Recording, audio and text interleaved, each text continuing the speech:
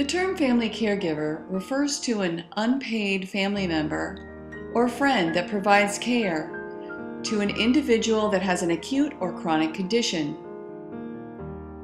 Recent surveys estimate there are over 44 million caregivers over the age of 18 years old. Most caregivers are women, but at least 40% of caregivers are men. The economic value of the unpaid work that caregivers provide is estimated at $257 billion a year. Caregivers spend a substantial amount of time giving assistance to family members with activities of daily living, medication administration, and other nursing procedures. They are often concerned that their decisions are correct.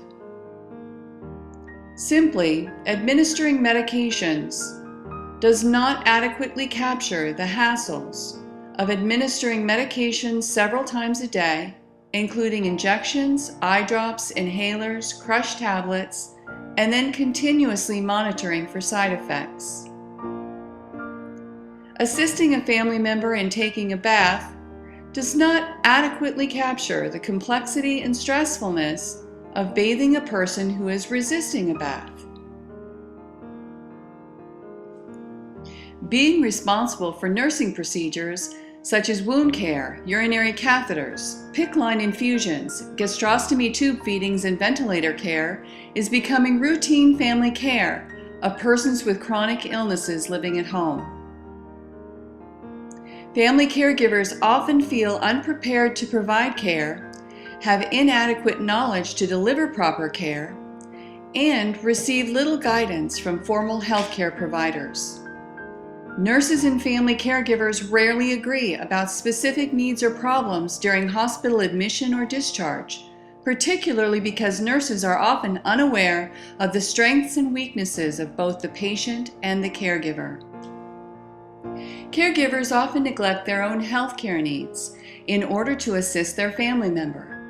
Caregivers can experience serious adverse mental and physical consequences due to the lack of attention to their own health.